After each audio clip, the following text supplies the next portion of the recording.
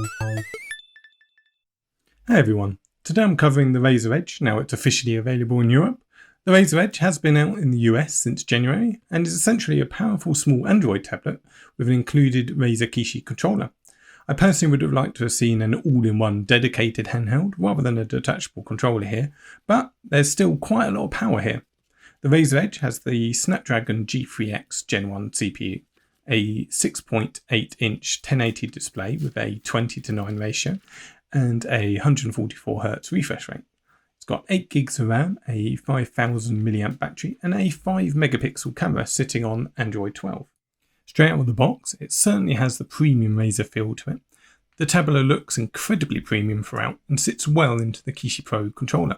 It's likely going to be one of the best fits into the controller frame, but it is still a detachable controller, so it does have that little bit of wobble to it. And although the Kishi Pro is built well, its design does clash a little with the super premium look and feel of the Edge's tablet. Altogether, it sits really well in the hands and the screen looks absolutely lovely. The audio quality is surprisingly good too, with the controller giving your hands quite a bit of space away from the controller, which allows the audio to really breathe.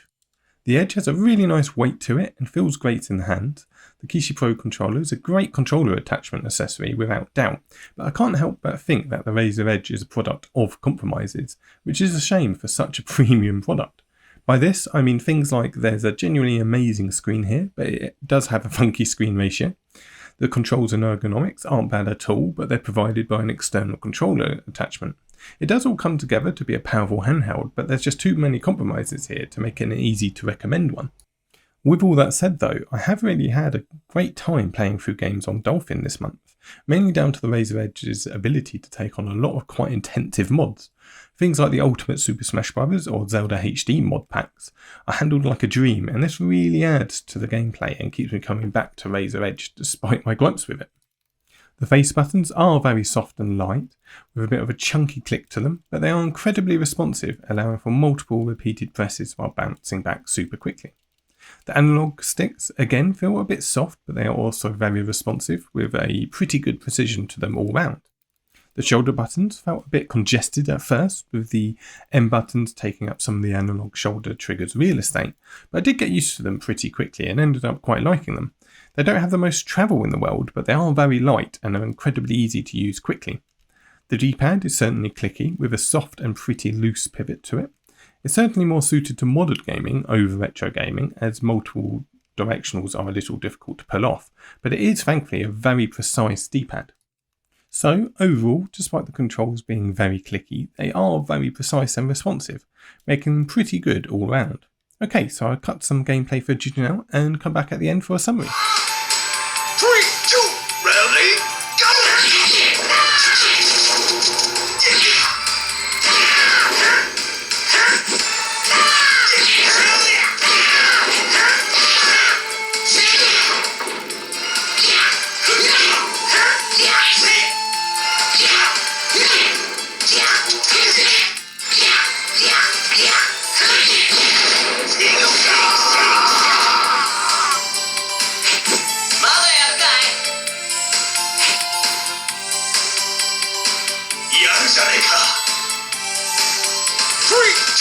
Ready,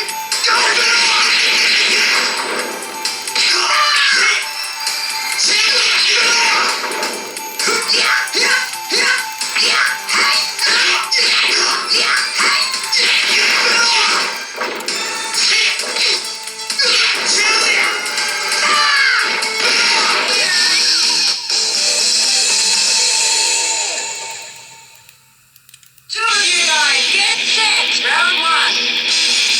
Fight!